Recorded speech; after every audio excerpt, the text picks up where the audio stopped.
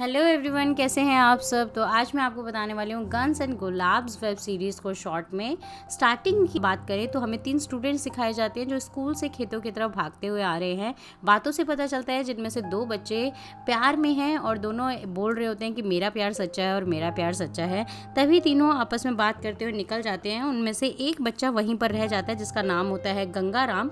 और वो क्या देखता है कि कुछ लोग भाग रहे होते हैं एक आदमी के पीछे और वो छुप जाता है गंगाराम। तब वो देखता है कि वहाँ पर 3-4 लोग एक आदमी को मारने आए थे और उसका मर्डर करके चले जाते हैं। जब मर्डर वहाँ से चले जाते हैं तब गंगूराम उस आदमी के पास जाता है जिसका मर्डर हुआ था।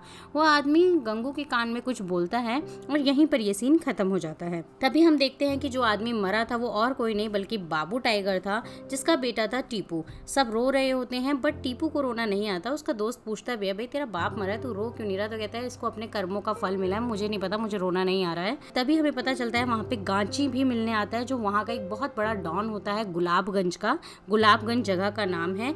गांची भी बाबू टाइगर की मौत पर आता है और बहुत ज़्यादा टेंस्ड हो जाता है क्योंकि बाबू टाइगर एक बहुत बड़ा आदमी था गांची की गैंग में जो काफ़ी अच्छा काम करता था। अब गांची जब मिलकर वहाँ से जा रहा होता है तो वो एचपी मिश्रा को बुलाता है और बोलता है कि जल्दी से मेरी सुकांतों से मीटिंग फिक्स कराइए जो कि कलकत्ता का डीलर होता है। वो बहुत ज़्यादा टेंस्ड हो जाता है क्योंकि अब बाबू टाइगर नहीं रहा और सारा ही काम गांची को खुद ही हैंडल करना होगा। दूसरी तरफ हम देखते हैं कि पुलिस के नारकोटिक्स डिपार्टमेंट में अर्जुन की नई भर्ती हुई है और वो गुलाबगंज आ जाता है एक दिन पहले ही सीधा पुलिस स्टेशन। तब उसका असिस्टेंट राम प्रसाद बोलता है कि सर अभी तो आपको कल आना था। तो अर्जुन कहता है कोई बात नहीं, मैं एक दिन पहले आ गया, अब तुम सीधा मुझे यहाँ की अफीम से रिलेटेड जितनी भी फाइल्स है वो लेकर आइए। तो राम प्रसाद उसको देखकर कि भाई इतना फास्ट है ये पुलिस ऑफिसर, थोड़ा सा हैरान हो जाता है। दूसरी तरफ हम देखते हैं कि गांची सुकांतों के साथ मीटिंग करता है गुलाबगंज में ही एक सुनसान सी जगह पर। वहां पर मीटिंग होती है कि सुकांतो बोलता है कि ये बहुत बड़ा कॉन्ट्रैक्ट है गांची जी, आपके लिए भी बहुत बड़ा है क्योंकि इतनी सारी आपको अफीम सप्लाई करनी है और अगर आप महीने के एंड तक ये ऑर्डर कंप्लीट नहीं कर पाए तो हम कुछ भी कर सकते हैं। मतलब इनडायरेक्ट वे में वो गांची को सीधा सीधा धमकी दे रहा था और गांची को वो एडवांस भी दे देता है। दूसरी तरफ हम देखते हैं कि टीपू जिसके फादर बाबू टाइगर थे जो मर गए हैं, वो अपनी शॉप पर जो कि मोटर्स की शॉप पर काम कर रहा था तभी वहाँ चंद्रलेखा आती है जो कि टीपू का क्रश होती है और वो उसके बाप के बारे में पूछती है और कहती है कि मुझे बहुत अफसोस हुआ कि तुम्हारे बाप का मर्डर हो गया है। लेकिन टीपू को ज्यादा अफसोस नहीं होता। जब चंद्रलेखा वहां से चली जाती है तो टीपू का दोस्त सुनील उसे बोलता है कि तू लेखा से प्यार करता है तो उसे एक बार बोल दे क्योंकि उसके घर में आए दिन कोई ना कोई लड़के वाले आए रहते हैं, कहीं ये ना हो कि उसकी शादी हो जाए। तब टीपू कहता है कि कैसे कह दूं, अभी तो मेरा बहुत बड़ा सपना है, मुझे खुद की अपनी दुकान खोलनी है टीपू मोटर्स के नाम से। लेकिन सुनील उसे समझाता है कि ज्यादा देर कर दी तो वो किसी और की हो जाएगी। सुनील उसे एडवाइस देता है कि वो इंग्लिश की टीचर है तो तू इंग्लिश में कोई लेटर लिख। लेकिन टीपू को तो इंग्लिश आती ही नहीं थी। दूसरी तरफ हम देखते हैं स्कूल का सिनेरियो दिखाया जाता है। वही 3-4 बच्चे होते हैं और पता चलता है कि उन्हीं की क्लास में एक नई लड़की ज्योत्सना की एंट्री होती है जो कि अर्जुन यानी कि नारकोटिक्स डिपार्टमेंट में जो पुलिस ऑफिसर आया था उनकी बेटी होती है। सब ज्योत्सना को देख के थोड़े हैरान हो जाते हैं क्योंकि वो शहर की थी और काफी ज्यादा सुंदर भी थी। दूसरी तरफ हम देखते हैं कि अर्जुन अफीम की फैक्ट्री विजिट करता है जो गवर्नमेंट फैक्ट्री होती है। वहां पर पूरा देखता है कि किस तरीके से अफीम बनाई जाती है, किस तरीके से पैक होती है और किस तरीके से फार्मास्यूटिकल्स कंपनी को सप्लाई किया जाता है। और उसे पता चलता है कि गवर्नमेंट फैक्ट्री में सिर्फ 3 टन ही अफीम आ पाती है। अब अर्जुन से एचपी मिश्रा मिलने आते हैं जो वहाँ के हेड होते हैं और अर्जुन को इनडायरेक्ट वे में समझाते हैं कि यहाँ पे आपको लोगों के साथ बैलेंस बनाकर रखना होगा। इसका मतलब अगर कोई भी इलीगल एक्टिविटी हो रही है तो तुम्हें उस पर ज्यादा ध्यान नहीं देना है। दूसरी तरफ हम देखते हैं कि नन्नू यानी कि लाल कृष्ण, जिसे प्यार से सब नन्नू कहते थे, वो अपने छत पर बैठे बैठे इंग्लिश म्यूजिक सुनकर लेटर लिख रहा था। उस पर परफ्यूम भी छिड़क देता है अपनी बहन का पिंक मांबा करके। तभी वहां पर गंगू आता है और कहता है कि लेटर कंप्लीट हो गया, लाओ मुझे वो लेटर दे दो, और उसे कुछ पैसे दे देता है। एक्चुअल में ये लेटर किसी और ने नहीं बल्कि टीपू ने लिखवाया था लेखा जी के लिए। तो जैसे ही वो लेटर लिख जाता है गंगाराम टीपू को लेटर देने आता है और उसे तब पता चलता है कि टीपू ही बाबू टाइगर का बेटा है और गंगाराम उसे कुछ बताने ही वाला था। लेकिन उससे पहले उसे ये पता चल जाता है कि टीपू ने वो लेटर चंद्रलेखा के लिए लिखवाया था। एक्चुअल में गंगाराम की जो क्रश थी वो भी उसकी मैडम चंद्रलेखा ही थी, इसीलिए वो चिढ़ जाता है और वहाँ से लेटर लेके कहता है कि मैं लेटर लेके जा रहा हूँ और इस पर नाम लिखवा कर लाऊंगा जिसने ये लेटर लिखा है उसी से, क्योंकि हैंड राइटिंग मैच नहीं होगी। इस बहाने से गंगाराम वहाँ से लेटर लेकर निकल जाता है। दूसरी तरफ हम देखते हैं कि गांची पूरी प्लानिंग कर रहा है सारा अफीम जो है इकट्ठा करने में, क्योंकि उसे बहुत ज़्यादा अमाउंट में अफीम चाहिए। और तभी वो अपने असिस्टेंट महेंद्र से डिस्कस कर रहा होता है कि बाबू टाइगर को ज़रूर नबीद ने ही मारा होगा। तो महेंद्र बताता है हाँ नबीद ने ही मारा है, लेकिन उसने एक कॉन्ट्रैक्ट किलर को हायर किया था जो बॉम्बे का किलर था, जिसका नाम है आत्माराम। और वो बहुत ही फेमस है 4 कट आत्माराम के नाम से। वो 4 कट मारता है और उसी में बंदा मर जाता है, और उसको 7 जीवन का वरदान भी है। ये भी सब लोग कहते हैं कि अगर उस पर 7 बार अटैक हो जाए तब भी वो नहीं मरेगा। तभी दूसरी तरफ हम देखते हैं कि टीपू को दूसरा लेटर मिल जाता है और सीधा टीपू जो लेटर है वो लेखा को दे देता है। लेखा जैसे ही लेटर पढ़ती है वो फटाफट टीपू के पास आती है और उसे सुनाकर चली जाती है कि दोबारा मुझसे मिलने की कोशिश बिल्कुल भी मत करना। अब ये टीपू को समझ ही नहीं आता कि भाई लेटर में ऐसा क्या ही लिखा था। दूसरी तरफ हम देखते हैं कि अर्जुन अपने घर पहुंचता है, जहाँ उसकी वाइफ मधु और बेटी ज्योत्सना होती है, और उनके घर पर बार बार ब्लैंक कॉल्स आ रहे होते हैं। तभी मधु बोलती है ज्योत्सना से, क्या तुमने किसी को नंबर शेयर तो नहीं किया, ये नई जगह पर है, यहाँ थोड़ा हमें सावधान रहना होगा। बट ज्योत्सना कहती है नहीं मैंने शेयर नहीं किया। और जब वो कॉल अर्जुन अटेंड करता है तब किसी लड़की की आवाज़ आ जाती है, और उस आवाज़ को सुनकर अर्जुन थोड़ा शॉक्ड हो जाता है। दूसरी तरफ हम देखते हैं भीमा ढाबा एक ऐसा ढाबा है जो शेरपुर और गुलाबजन यानी कि 2 कॉम्पिटिटिव गांव हैं। शेरपुर और गुलाबजन आपस में लड़ाई होती रहती है, उसके बीचों बीच ये ढाबा बना हुआ है, और ढाबे ने पूरी एक लाइन खींची हुई है कि एक तरफ शेरपुर वाले आएंगे और दूसरी तरफ गुलाबगंज वाले आएंगे। वहीं पर जुगनू जो कि गांची का बेटा है वो अपने दोस्त के साथ बैठा होता है जिसका नाम है निर्मल, जो अपना शादी का कार्ड लेके जुगनू के पास आया था। वहाँ पर भी हम देखते हैं कि बातों ही बातों में शेरपुर और गुलाबगंज के लोगों के बीच में अक्सर फाइट होती रहती थी। दूसरी तरफ हम देखते हैं कि अर्जुन जो कॉल आया था उसे सुनने के बाद वो होटल मयूर जाता है, जहाँ वो एक लड़की यामिनी से मिलता है। फर्स्ट एपिसोड के लास्ट में हम देखते हैं शेरपुर के 2 आदमी रात को आ रहे होते हैं और उनकी बाइक जो है खराब हो जाती है, और बाइक को घसीटते घसीटते वो सीधा टीपू मोटर्स पर ले आते हैं टीपू के पास, और टीपू से कहते हैं कि इसे ठीक कर दो। बट टीपू का मूड तो खराब ही होता है, वो क्योंकि चंद्रलेखा ने उसको रिजेक्ट कर दिया था तो उसका मूड नहीं होता ठीक करने का। बट वो लोग कहते हैं हम 10 रुपये तुम्हें एक्स्ट्रा दे देंगे, अभी ठीक कर दो क्योंकि हमें बहुत दूर जाना है। तो जैसे ही टीपू उनकी बाइक को सही करने लगता है, उनमें से एक आदमी टीपू को पहचान जाता है और कहता है तुम बाबू टाइगर के ही बेटे हो ना, तुम बहुत डरपोक हो, तुम्हारे बाप को तो हमने ऐसे ऐसे करके मारा, उसे इतना भगाया और तुम कुछ कर ही नहीं पाए। तो ये सब सुनकर ना टीपू को अंदर से गुस्सा आ जाता है, और वो वैसे ही चंद्रलेखा की वजह से डिप्रेस्ड होता है। वो सीधा उसके हाथ में जो पाना होता है उससे उस आदमी पर अटैक करता है और आदमी वहीं की वहीं मर जाता है। टीपू भी शॉक्ड हो जाता है। अब जो दूसरा आदमी उसके साथ होता है वो भागता है टीपू से बच के।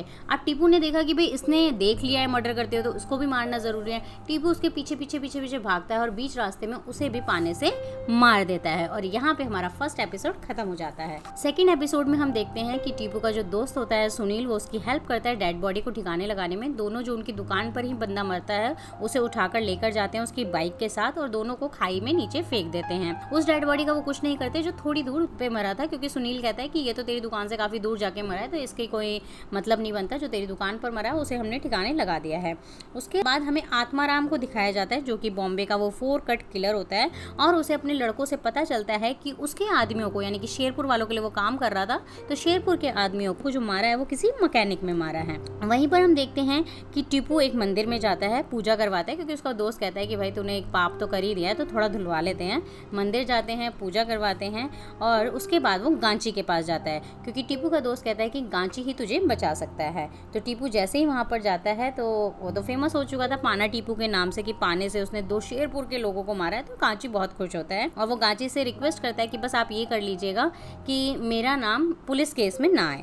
तो गांची कहता है ठीक है मैं संभाल लूंगा। अब टीपू को बार बार यही लग रहा होता है कि जो उसने लेटर लेखा जी को दिया है वो गलत है। सुनील बड़ा कंफ्यूज रहता है कि भाई तेरे ऊपर इतना बड़ा आफत आ चुकी है, तूने मर्डर कर दिया, लेकिन तेरा ध्यान अभी भी लेखा जी के लेटर के ऊपर है। तो वो कहते हैं चल हम कमर कट से पढ़वाते हैं। कमर कट टीपू के मोटर्स पर ही एक लड़का काम करता था जो कि 10वीं पास था, उसको कहते हैं कि उससे पढ़वा लेते हैं। तो जब कमर कट उस पढ़ता है उस लेटर को, तो पता चलता है कि उस लेटर में बहुत ही गलत सलत बातें लिखी हुई थी, जिसकी वजह से चंद्रलेखा जो है नाराज हो जाती है। तो दोनों टीपू और सुनील दोनों को गुस्सा आ जाता है और वो सीधा उन लड़कों को पकड़ कर ले आते हैं। उन लड़कों में गंगाराम और नन्नू यानी कि जिसने लेटर लिखा था वो पकड़े जाते हैं। फिर गंगाराम बताता है कि मैं कैसे वो लेटर दे देता, तुमने मेरी लेखा के लिए लिखा था, मेरी चंदा के लिए, मैं उससे प्यार करता हूँ। तभी टीपू हंसने लगता है और उसे कहता है कि अच्छा तू हो रहा है आशिक ज़्यादा, अब तुम मेरे सामने दोबारा से लेटर लिखोगे और वो मैं लेखा जी को दूंगा।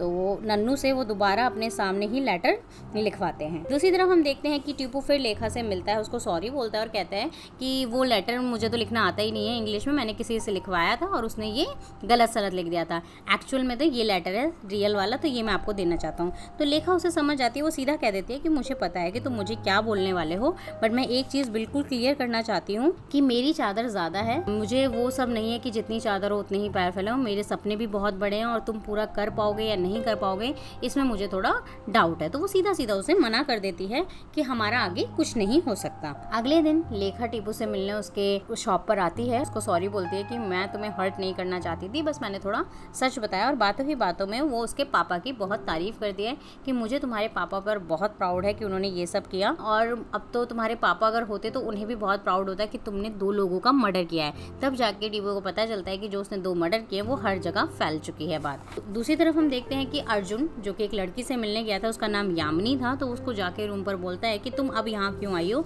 तुम तो बहुत धोखेबाज हो, जब मैंने तुम्हें कहाँ कहाँ नहीं ढूंढा तब तो तुम मुझे मिली नहीं, अब यहाँ क्या करने आई हो।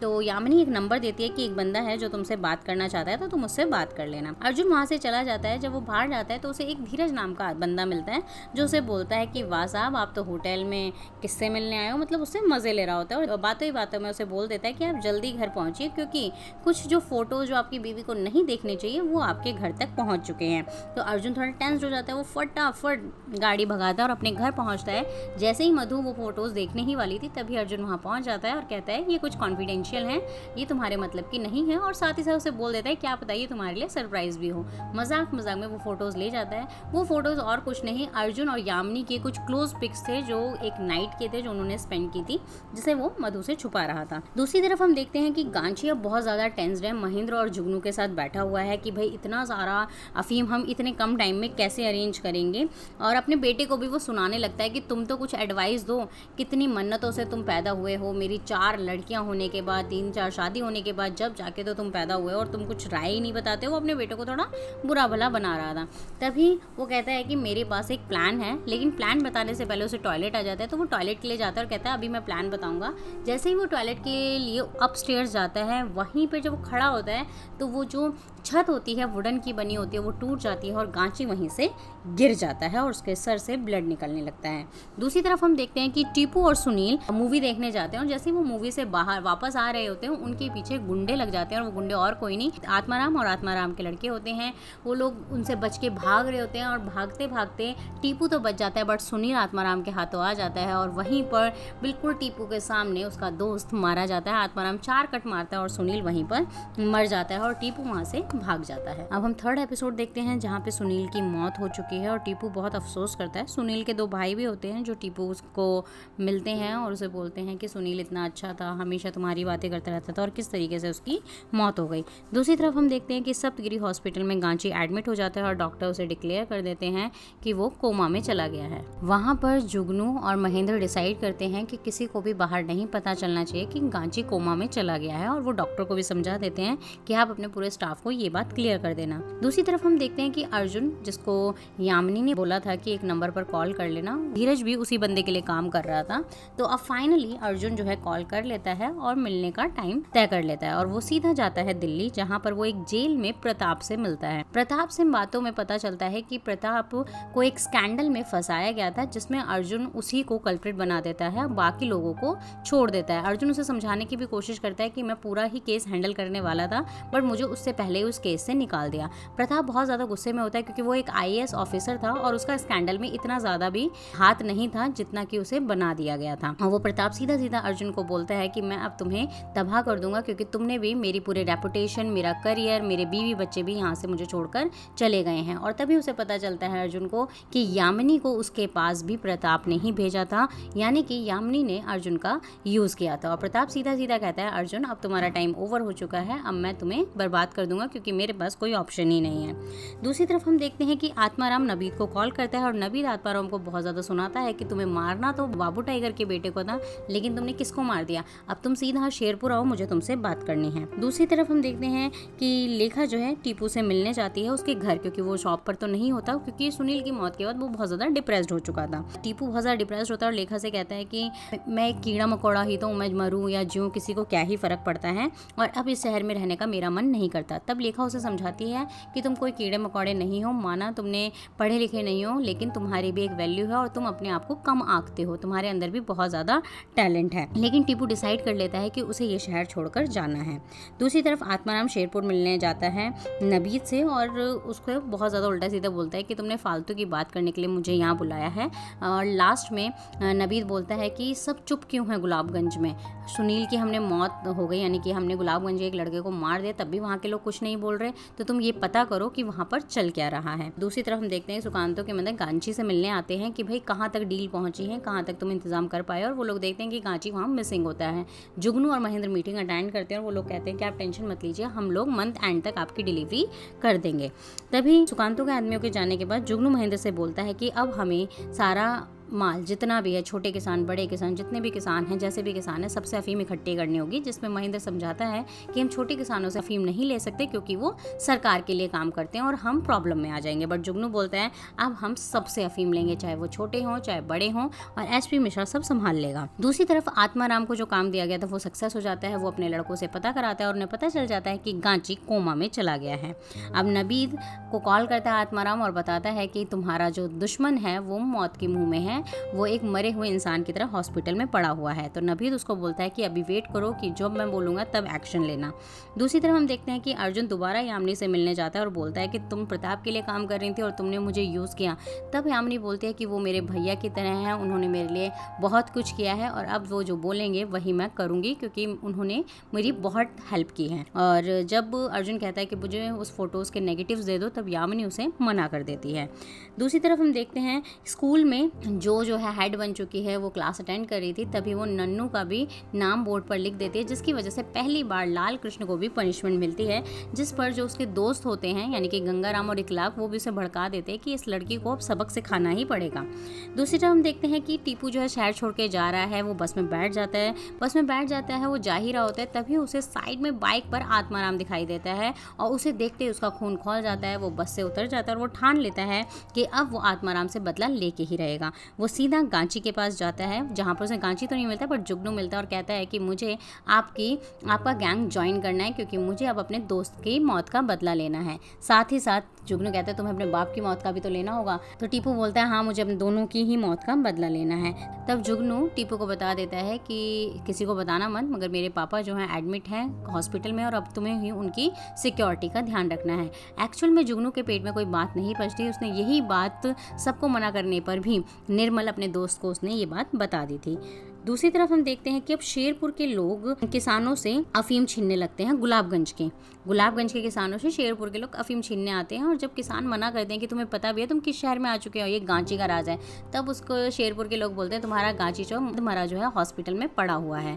तो ये बात सीधा जुगनू के पास पहुंच जाती है जब वो एक किसान को पकड़ते हैं और बोलते हैं कि तूने क्यों दी शेरपुर वालों को अफीम। तो वो कहते हैं कि उन लोगों ने तो कहा कि गांची जी भाई हॉस्पिटल में हाथ मारे पड़े हैं, वो कुछ भी नहीं कर सकते।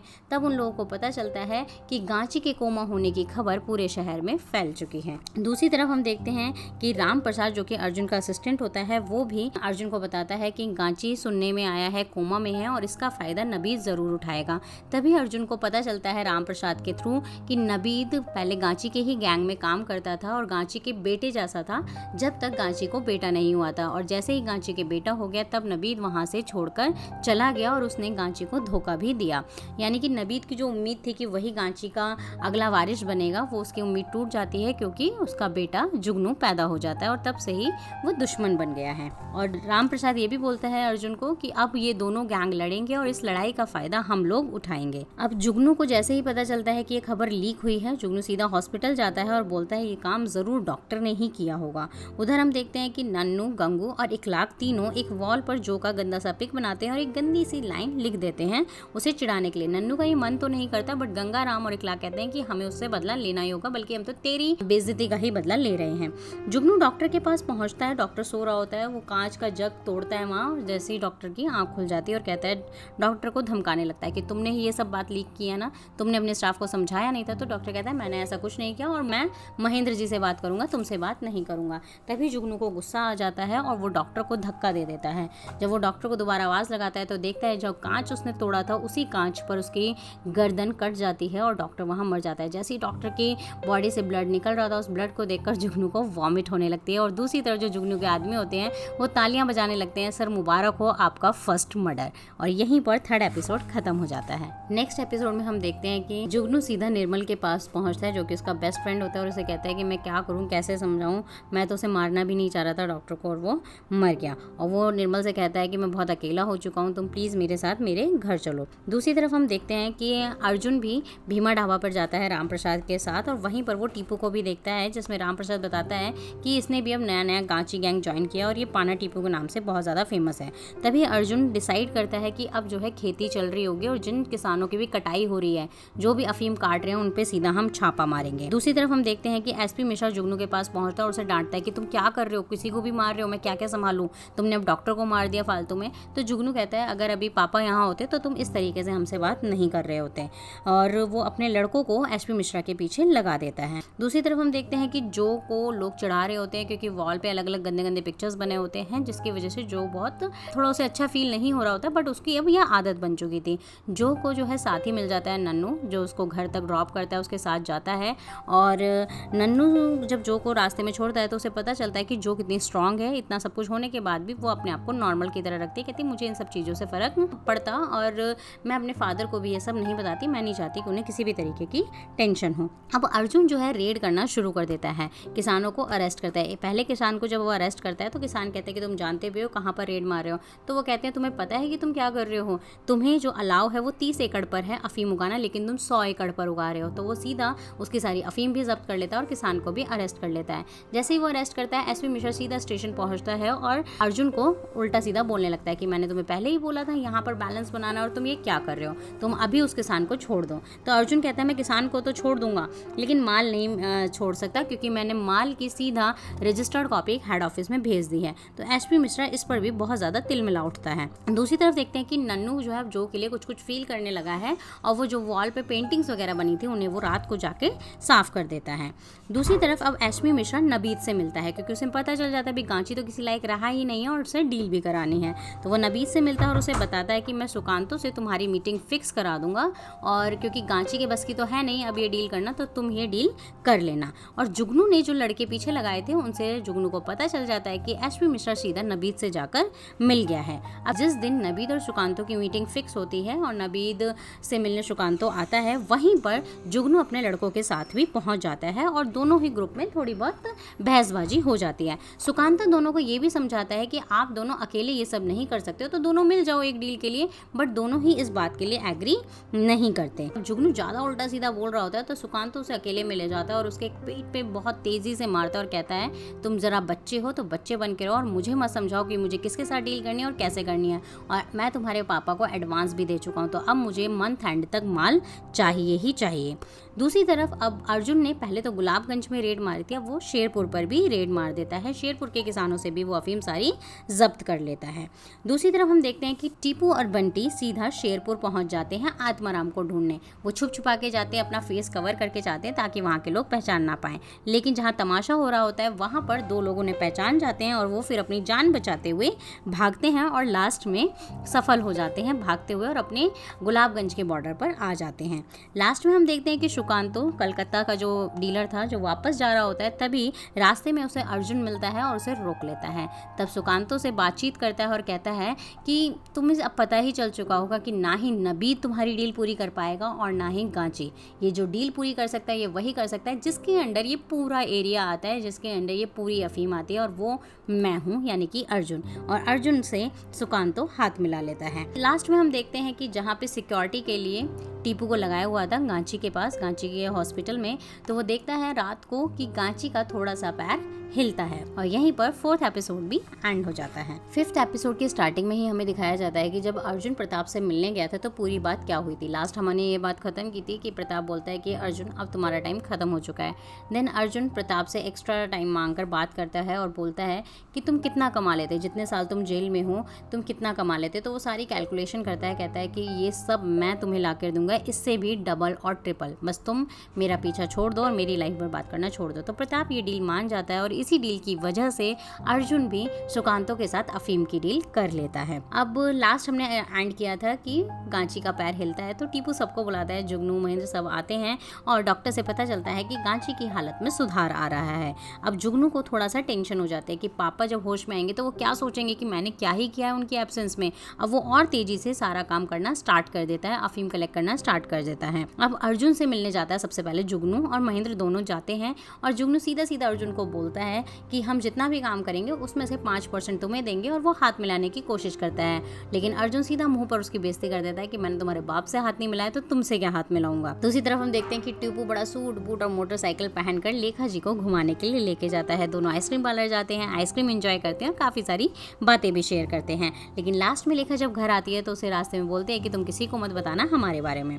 अब जुगनू अब सबको ऑर्डर दे देता है अपने आदमियों को, क्योंकि हर किसान से अफीम छीन के लाओ, चाहे वो छोटा हो चाहे बड़ा हो, किसी भी कीमत पे अब हमें बस अफीम कलेक्ट करनी है। अब वो लोग अफीम कलेक्ट करना शुरू करते हैं छोटे छोटे किसानों में। उन्हीं में एक किसान होता है सूर्यकांत, जो कि लेखा का फादर होता है। वो अफीम देने के लिए मना करता है, बट वो लोग उसे मारते भी हैं और अफीम भी लेकर चले जाते हैं। जब ये सब होता है तो लेखा सीधा टीपू के पास जाते हैं, क्योंकि उसे पता चल चुका है कि टीपू ने भी गांची गैंग ज्वाइन कर रखा है। और वो टीपू को बोलते हैं कि तुम्हें सब पता था, बट टीपू कहता है मुझे इसके बारे में कोई नॉलेज नहीं थी और मैं तुम्हारे पापा की ये प्रॉब्लम सॉल्व करके ही रहूंगा। अब फैक्ट्री जो गवर्नमेंट फैक्ट्री है उसमें अर्जुन ने रेड मार मार के बहुत सारी अफीम कलेक्ट कर ली है, और वो लोग वहाँ के हेड से पता करता है कि भाई कितनी अफीम हो चुकी है। तो वहाँ से पता चलता है कि 10 टन अफीम पूरी कलेक्ट हो चुकी है। अब वहीं का एक पर्सन बार बार अर्जुन को बोलता है कि सर आपके साइन की ज़रूरत है, आपके साइन की ज़रूरत है, आगे मुझे हेडक्वार्टर रिपोर्ट देनी है। बट अर्जुन इस बात को इग्नोर करता है, कहता है हाँ हाँ कर दूंगा, अभी नहीं थोड़ी देर में। दूसरी तरफ हम देखते हैं कि अर्जुन सुकांतो को कॉल करता है और बोल देता है कि सर आपका माल जल्द ही रेडी हो जाएगा और मैं आपको डिलीवर भी कर दूंगा। अब नबीद जो है गांची को मारने का ऑर्डर आत्माराम को दे देता है कि अब वक्त आ गया है कि तुम्हें गांची को मार देना चाहिए। टीपू जो है जुगनू के पास जाता है, क्योंकि वो सोचता है कि वो जुगनू से बात करेगा तो वो लेखा के फादर की जो उसने अफीम जब्त की है वो ले लेगा।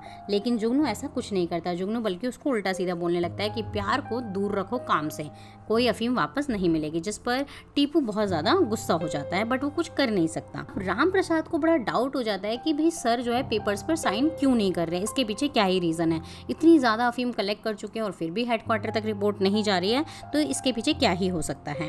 लास्ट में हम देखते हैं कि हॉस्पिटल पर अटैक करता है आत्माराम गांची को मारने के लिए। वहीं पर उसकी मुलाकात अगेन टीपू से हो जाती है, और टीपू से पहले बंटी हाथ में आ जाता है, यानी कि टीपू का दोस्त। आत्माराम उसे बहुत बोलता है कि क्या चाहते हो कि सुनील की तरह इसे भी मार दूं क्या, तुम अपने दोस्तों को ही मरवाओगे और खुद फिर से भाग जाओगे। उसे बहुत ज़्यादा उसे चिढ़ाता है, उसको प्रोवोक करता है कि वो किसी तरीके से अटैक करे और सामने आए, और ऐसा ही होता है।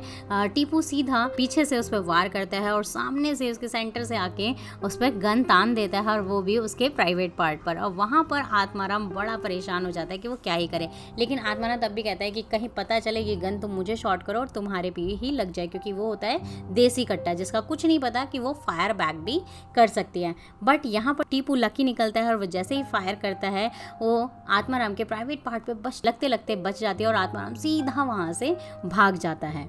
यहाँ पर एपिसोड 5 खत्म हो जाता है। नेक्स्ट एपिसोड में हम देखते हैं कि टीपू पर सबको प्राउड होता है कि उसने आत्माराम को हटा करके भगा दिया। जुगनू वहाँ मिलने आता है और टीपू को कहता है कि ये एहसान रहा और अब हम तुम्हारे दोस्त और तुम्हारे पापा का बदला भी ज़रूर लेके रहेंगे। दूसरी तरफ राम प्रसाद को बड़ा डाउट होता है, तो वो लास्ट में अर्जुन से पूछ ही लेता है कि सर क्या हो रहा है, कोई प्रॉब्लम है क्या, आप क्यों नहीं रिकॉर्ड्स आगे भेज रहे हो। तो अर्जुन उसे बताता है कि ये सब मैं अपनी फैमिली के लिए कर रहा हूँ, और वैसे भी चोरों के घर में चोरी करने में क्या ही गलत है। तो राम प्रसाद भी वो ये बात समझ जाता है और वो उसका साथ देने के लिए राजी हो जाता है।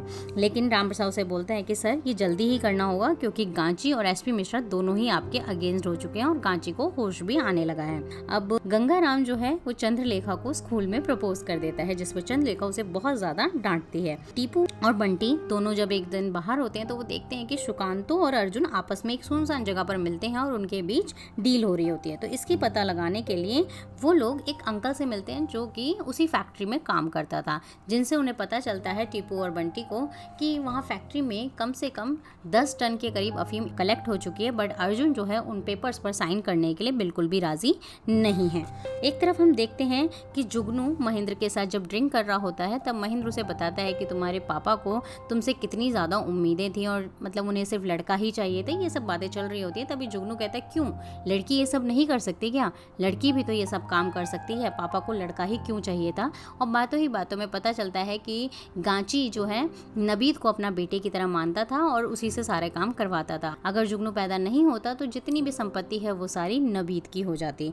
अब जुगनू क्या करता है, वहीं पर नबीद को सीधा कॉल करता है और कहता है कि अब हमें आमने सामने बैठकर बात करनी ही चाहिए। अब अर्जुन दोबारा यामिनी से मिलने जाता है। जब वो होटल से बाहर आ रहा होता है तो उसे धीरज मिल जाता है और उसे फिर से चिढ़ाने लगता है कि क्यों साहब, आपके तो मजे हैं, घर पे इतनी सुंदर बीवी, यहाँ पर यामिनी, आपके तो मजे ही मजे हैं। उसे चिढ़ाने लगता है और अर्जुन को गुस्सा आ जाता है और वो धीरज पर अटैक करके वहां से चला जाता है। अब गंगाराम जो है, जो कि अपने दोस्तों से बहुत ज्यादा चिढ़ चुका था, नन्नू और इखलाक से, क्योंकि वो लड़कियों के क्लोज जा रहे थे और गंगाराम को कोई भी लड़की भाव नहीं दे रही थी, तो वो जो कि डेस्क पे गंदी सी ड्राइंग बना देता है जिस पर नन्नू को बहुत ज्यादा गुस्सा आ जाता है और उनकी आपस में लड़ाई हो जाती है। लड़ाई में गंगाराम जो के सामने बोल देता है कि जो वॉल पे हमने ड्राइंग बनाई थी उसमें नन्नू का भी हाथ था, जिससे कि जो नन्नू के खिलाफ हो जाती है और उससे लड़ाई कर लेती है और उसको बुरा भला बोलती है।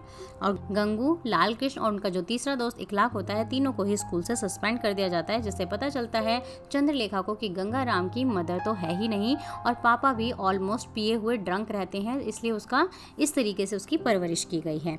दूसरी तरफ हम देखते हैं कि एसपी मिश्रा अर्जुन से मिलने आते हैं, जिन्हें अर्जुन पे बहुत ज़्यादा डाउट था और उन्हें वार्न भी कर देते हैं कि मुझे सब पता है कि तुमने हेडक्वार्टर में कोई भी रिपोर्ट नहीं पहुंचाई है और मैं जल्द ही पता लगा लूँगा कि तुम क्या खेल खेलना चाह रहे हो।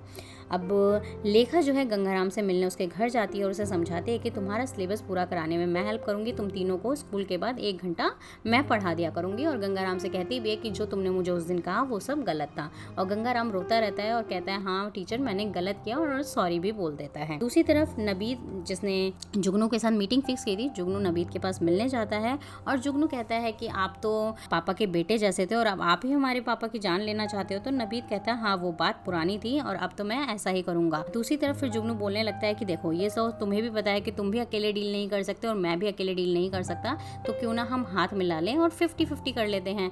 तो नबीद उस पर उसका टॉन्ट मारता है, कहता है 50-50 नहीं 90 और 10 करते हैं, और अगर मैं 100% भी ले लूँ और तुझे खुली हवा दे दूँ तब भी तुम क्या ही कर लोगे। और फिर बाद में नबीद बोलता है कि अब मुझे ज़रूरत नहीं है गांची को मारने की, क्योंकि तुम हो ना उसका पूरा संपत्ति को, उसके नाम को बर्बाद करने के लिए। मतलब उसको बहुत ज़्यादा उल्टा सीधा बोलता है और जुगनू वहाँ से वापस आ जाता है। दूसरी तरफ टीपू और बंटी, जिन्हें पता चल जाता है कि पुलिस की फैक्ट्री में बहुत सारी अफीम है, तो वो सीधा वहाँ पर जाते हैं रात को और सिर्फ 50 किलो रॉ मटेरियल वहाँ से लेकर निकलते हैं, जो कि लेखा के फादर का होता है, सूर्यकांत का। जैसे ही वो वहाँ से लेकर वापस निकल रहे होते हैं पुलिस उन्हें पकड़ लेती है, लेकिन बंटी भागने में कामयाब हो जाता है और टीपू पकड़ा जाता है। जब टीपू पकड़ा जाता है तो उससे अर्जुन पूछताछ करता है कि भाई ये सब तुमने क्या, क्यों किया, किसके कहने पे किया। तो टीपू बताता है ये सब मैंने बस प्यार के लिए किया है, लेखा जी से मैं बहुत प्यार करता हूँ। उनके जो पापा हैं सूर्यकांत, वो एक छोटे किसान हैं जिनकी अफीम जो है जुगनू ने जब्त कर ली है, इसीलिए मैं यहाँ से सिर्फ 50 किलो उतनी ही अफीम ले रहा हूँ, ना ही 51 और ना ही 52।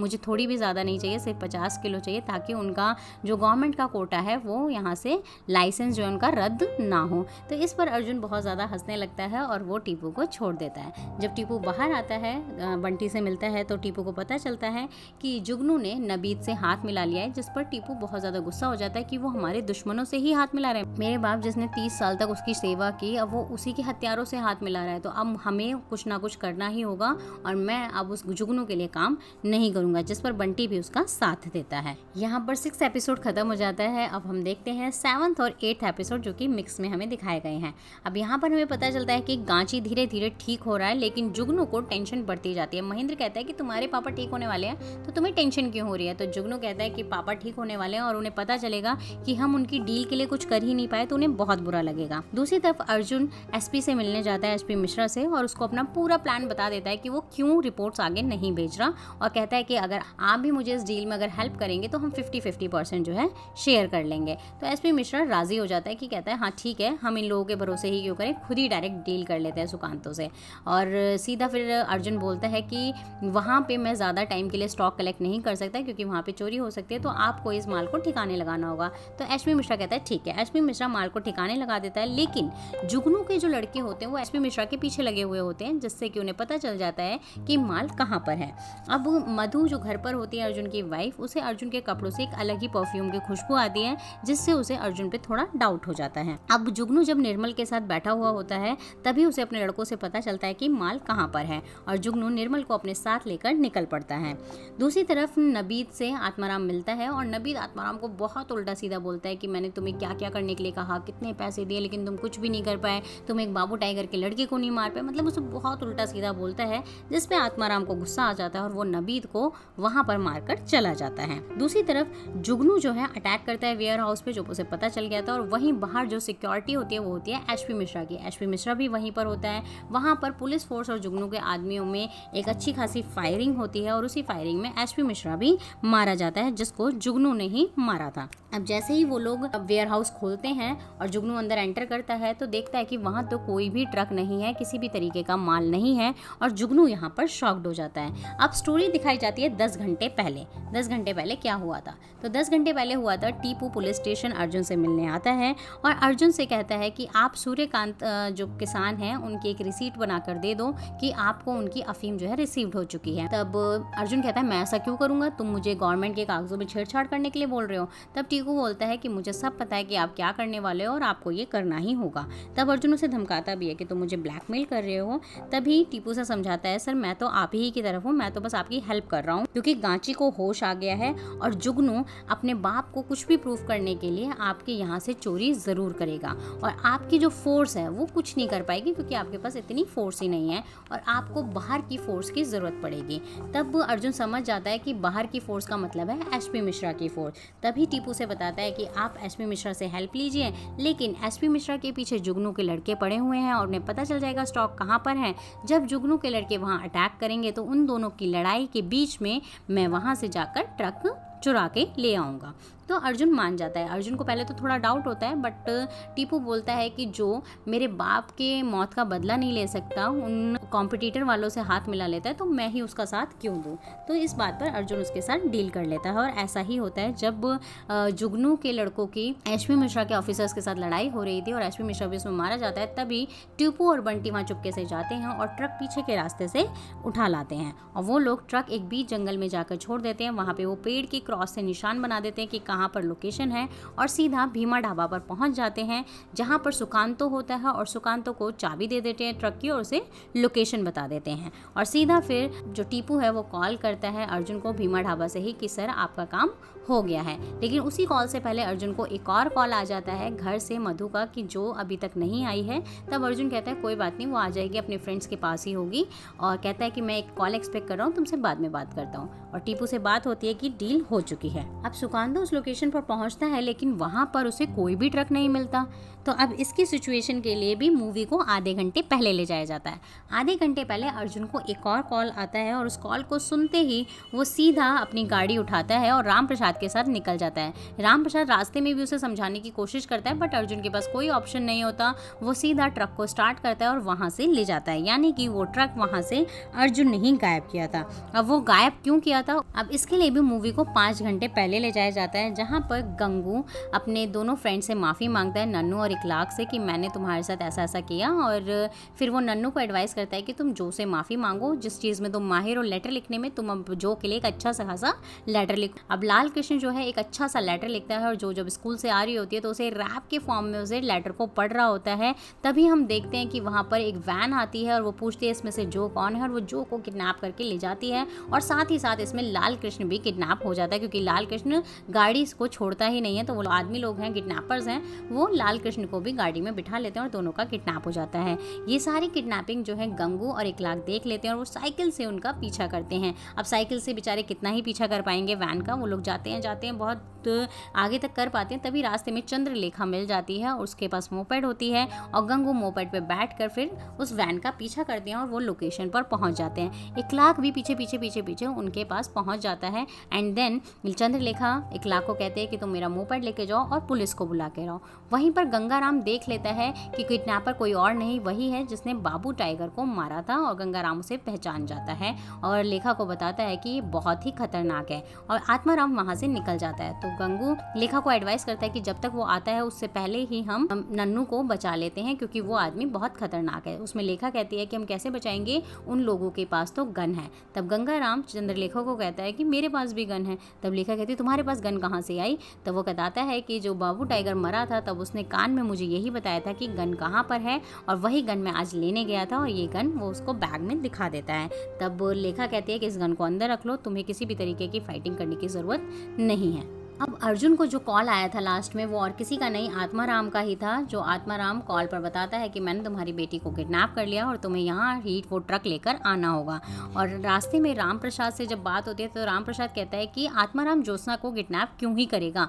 तब अर्जुन बोलता है कि नबीद ने ही ये सब करवाया होगा, नबीद को ही माल चाहिए। बट राम प्रसाद बताता है कि मेरे को तो सुनने में आया कि नबीद मारा गया है, तो नबीद ये सब क्यों करवाएगा। तब अर्जुन समझ जाता है कि इन सब के पीछे कोई और नहीं बल्कि धीरज है। अब लेखा और गंगू दोनों कोशिश करते हैं नन्नू को बचाने के लिए, लेकिन दोनों ही पकड़े जाते हैं। और जब आत्माराम वहां पर पहुंच जाता है तो आत्माराम जो है फाइट करना स्टार्ट कर देता है और कहता है कि आज लगता है पहली बार किसी बच्चे को मारना पड़ेगा। तब लेखा गंगू को कहती है कि गन उठाओ और शूट करो क्योंकि ये तुम्हें मार देगा। तभी गंगाराम यही करता है, गन लेता है, आत्माराम पर अटैक करता है और आत्माराम फटाफट भागता है और सारे वहां से भागने लगते हैं। दूसरी तरफ हम देखते हैं कि जुगनू जब वापस फैक्ट्री से आ रहा होता है, जब उसे वहाँ कुछ नहीं मिलता तो अपने लड़कों को कहता है कि आज वो ट्रक मिलना बहुत ज़रूरी है, हमें किसी भी हालत पर ढूंढना होगा, और वो अपने लड़कों को काम पर लगा देता है। दूसरी तरफ वो निर्मल को ढूंढता है जिसको वो अपने साथ लाया था कि निर्मल कहाँ गया, तो वो देखता है कि निर्मल मरा हुआ पड़ा हुआ है। यानी कि जब फायरिंग हुई थी उसी फायरिंग में एक गोली निर्मल को लग जाती है और वो मर जाता है। और जुगनू उससे लिपट लिपट कर बहुत बुरी तरह से रोने लगता है और वो सीधा गाड़ी पर बैठकर महेंद्र को घर ड्रॉप कर देता है और पहुंच जाता है भीमा के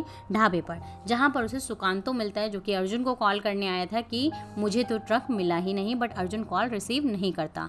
तभी सुकांतो जुगनू से कहता है कि तुम यहाँ पर क्या कर रहे हो। तो जुगनू बहुत गुस्से में होता है और कहता है कि आपने कहा था कि आप मेरे साथ डील करोगे, आपने किसी और से हाथ मिला लिया। और बातों ही बातों में वहाँ फायरिंग स्टार्ट हो जाती है और उस फायरिंग में सुकांतो भी मारा जाता है बट जुगनू बच जाता है। वहाँ पर बच्चे जो आपस में भाग रहे होते हैं, लेखा, गंगू और नन्नू भी और जो भी सब भाग रहे होते हैं, तभी आत्माराम सामने आ जाता है और वो सीधा ही अटैक करने वाला था। तभी वैन आ जाती है टीपू को और आत्माराम को उड़ा देती है और आत्माराम वहीं पर मर जाता है। सबको लगता है कि टीपू ने आत्माराम को मार दिया। अब टीपू वहाँ पर कैसे पहुँचा है इसके लिए भी हमें थोड़ा सा रिवर्स जाना होगा। जिस इकलाक को पुलिस स्टेशन पर भेजा था वही रास्ते में टीपू की वैन से टकरा जाता है और इकलाक से टीपू को पता चलता है कि ज्योत्सना को किडनैप कर लिया गया और वहीं पर लेखा, गंगू भी है और नन्नू भी है। तो सीधा जो सुनील के भाई हैं उनके साथ वो इकलाक को भेज देता है पुलिस को लाने के लिए और वो लोग सीधा पहुंच जाते हैं क्राइम सीन पर और वहां पर आकर वो वैन हिट कर देती है आत्माराम को और आत्माराम मर जाता है। सबको तो यही लगता है। एंड देन वहां पर एक फाइटिंग होती है थोड़ी बहुत गुंडों से और वो बच्चों को एक साइड में छुपा देते हैं। तभी वहाँ अर्जुन भी पहुंच जाता है और अर्जुन भी लोगों को मारना शुरू कर देता है और तभी राम प्रसाद देखता है कि धीरज वहां से ट्रक लेकर भाग रहा था। तो हम देखते हैं कि अर्जुन की फाइट होती है धीरज से और यहाँ पर धीरज भी मारा जाता है। दूसरी तरफ जब सब मिल जाते हैं तब गंगाराम टीपू को गन दे देता है उसके बाप की कि ये आपके फादर की गन है जो मैं देने वाला था। तब वो खुश हो जाता है उस गन को लेकर और साथ ही साथ गंगाराम बोलता है कि आपके पापा कुछ बता भी रहे थे आपको बताने के लिए, लेकिन गंगाराम को उस वक्त वो कोई लाइन भी वहाँ पर याद नहीं आती। अब जो बंटी होता है वो शॉक्ड हो जाता है कि जहाँ पर आत्माराम की बॉडी थी वो वहाँ नहीं थी। यानी कि जो लोग कहते हैं कि उसको 7 मौत भी माफ़ है वो सच है, यानी आत्माराम अभी भी जिंदा है। अब टीपू सीधा आत्माराम के पीछे पहुँचता है उसे मारने के लिए, जिस पर लेखा भी उसे ऑल द बेस्ट कहती है और वो एक सीधा अंदर जाता है जहाँ पर आत्माराम होता है और आत्माराम उसे बोलता है कि तू ही एक इंसान है जिसने 2 बार मुझे मौत के मुंह में डाला है और तब भी तू जिंदा है। और वो उस पर अपने 4 अटैक करने ही वाला था, वो 3 अटैक कर चुका था गर्दन पे और जहाँ पर वो करता है 3 अटैक कर चुका था, लास्ट अटैक बचता है उससे पहले ही टीपू जो उसके फादर की गन होती है वो सीधा आत्माराम पर चला देता है। आत्माराम को गोली लगती है और आत्माराम वहाँ पर मर जाता है। वहाँ पर लेखा और बंटी पहुँचते हैं, जो टीपू घायल हो चुका है उसको वैन में लेकर जाते हैं और वैन में रास्ते में टीपू बहुत खुश होता है और जो उसके हाथ में रिसिप्ट होती है जो अर्जुन से उसने ले ली थी उसके फादर के लिए, वो पकड़ाता है कि ये तुम्हारे पापा की रिसिप्ट है, अब तुम्हारे पापा की कोई भी ज़मीन को तुम्हारा लाइसेंस कोई भी रद्द नहीं होगा। और साथ ही बहुत खुश होता है कि उसने आत्माराम को मारकर बदला भी ले लिया है।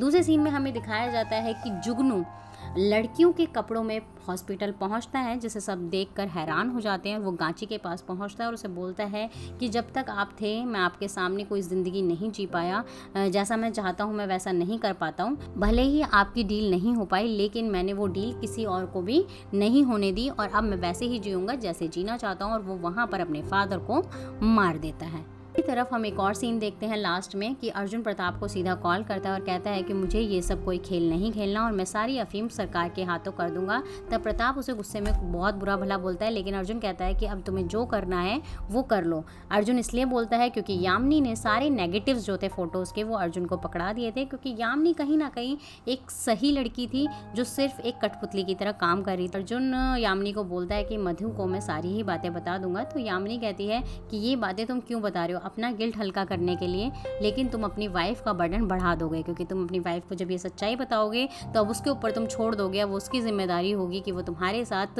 रहना चाहती है, तुम्हें माफ़ करना चाहती है। तो ऐसा मत करो, तुम अपना बर्डन हल्का करने के लिए उसके बर्डन को मत बढ़ाओ। लास्ट में हम देखते हैं कि जिसको सब सोच रहे हैं कि आत्माराम मर चुका है, आत्माराम की जो हम बॉडी देखते हैं लास्ट में हम देखते हैं कि उसकी बॉडी में मूवमेंट होती है, यानी कि पिक्चर अभी बाकी है, आत्माराम अभी जिंदा है और अभी इस मूवी में डिक्लेयर नहीं हुआ है कि टीपू जिंदा है या मर चुका है। तो गाइज़ ये एक ओपन एंडेड मूवी है। आई होप आपको पसंद आई होगी और जल्दी हमें शायद इसका नेक्स्ट सीजन भी देखने को मिलेगा। आई होप आपको पसंद आई हो तो कमेंट में ज़रूर बताइए आप कौन सी नेक्स्ट मूवी हमें शॉर्ट में सुनना चाहते हैं। Thank you so much.